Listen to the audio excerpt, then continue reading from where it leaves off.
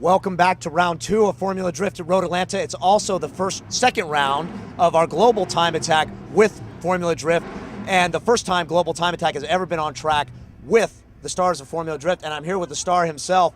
Scott Dodgian was reminding me off camera that he is the crew chief of the year, so I got to brush his shoulders off. Mike Kojima, the Nerd Alliance, taking it to the Drift Alliance with Dai Yoshihara, season champions in 2011. I wanted to interview Dai, but apparently he couldn't wake up in time to get here. Is he still doing his hair? He's going through probably like hair and makeup now, and he's not scheduled for wardrobe for about another 45 minutes. Then he'll probably be here once the limo arrives. We tease him. You won best style and everything, but the best thing about you guys, you're a small team. You are Falken Tire, Discount Tire team, but you are a small crew. You and Scott and Chris, and of course Dai driving. You guys took the championship last year away from a lot of the big guns. One thing I was going to ask Dai, first time we've had a Japanese champion in Formula Drift. What took him so long?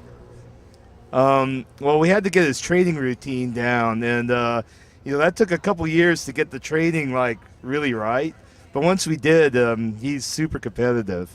He is very much so. We're in a new configuration too. How's the car handling the new configuration here at Atlanta?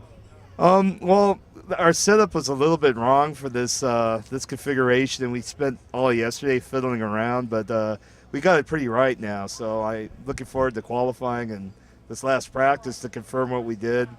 I think it'll be okay. We should do really well. Speaking of setups, let's step aside, Mike. I know you're a beautiful man, but I really want to show this sexy beast here that's standing behind you.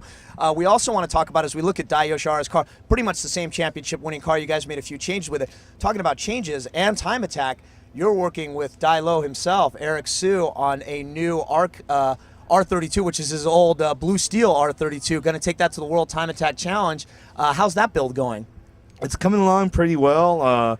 I hope we have enough time to do sufficient testing for the program, but this should be the baddest ass R32 ever built. Yeah, it's pretty crazy. You guys, I say it's blasphemy, but I don't know anything about cars. Ditch the RB26 for a VQ motor, huh? Aluminum block, a lot lighter. You could do more of a mid-ship mounting setup. You guys are doing some pretty crazy stuff. We're seeing it on MotoIQ, Beyond the Dyno, Eric Sue's column, which you actually are writing for him now. You're doing everything on the site now. So, Eric, get back to work. Yeah, really. No, Eric's writing the next segment, which will be out next week. But this thing is hardly an R32 anymore. We took out the RB and we put a VQ motor. Got the engine mounted behind the shock towers. Previously, the car had the weight distribution of a front-wheel drive car, which was horrible. We completely redesigned the suspension. Probably the only thing that's still a major disadvantage is the old-school aerodynamics of the R32.